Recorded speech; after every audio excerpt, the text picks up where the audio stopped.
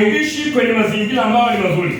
Mwanadamu alitazamiwa ya kwamba aishi bila dhambi, na mwanadamu alitazamiwa kwamba aishi maisha ya milele kama tu angeweza kushinda ule mtihani ambao Mungu aliyopatia.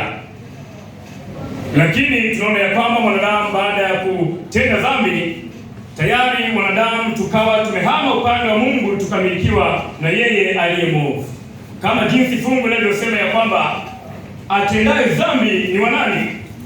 Ni wa Ibilisi. Na kwa kuwa Ibilisi yeye hutenda dhambi tangu mwanzo. Hiyo unaweza kujifunza kwa wakati wako kusoma kitabu cha Yohana wa kwanza 3 na ule mstari wa 8.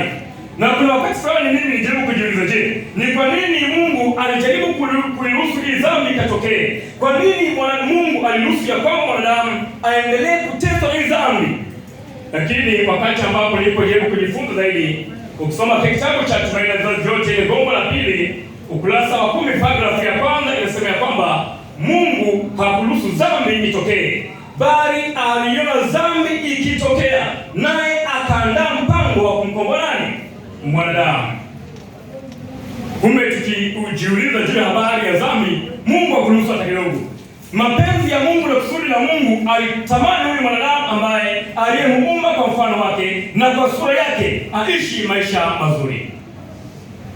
Na kwa kuwa dhambi ikapata nafasi, na Mungu akasema ya kwamba yeye atendaye dhambi afanya wazi, kwa kuwa dhambi ni nini? Ni wazi.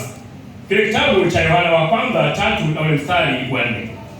Nijaribu sana kujifunza ni kwa namna gani sasa Mungu aliendelea kupambana na hii dhambi. Ni kwa namna gani Mungu aliendelea kumpigania mwanadamu ambaye tayari ameshazama chini ya wimbi la dhambi. Lakini kwa kuwa Mungu wetu ni mwema na Mungu wetu ni mwenye neema, Mungu akaamua kuitoa ahadi ya pekee. Ahadi ambayo aliyoitoa ni kuanzisha ufalme mwingine. Kwa kuwa nafasi ya kwanza mwanadamu ameshapoteza, Mungu akasema kama umepoteza nafasi ya kwanza na kupatia nafasi ya pili. Ndipo tunaona kitabu cha Mwanzo 3 mstari wa 14.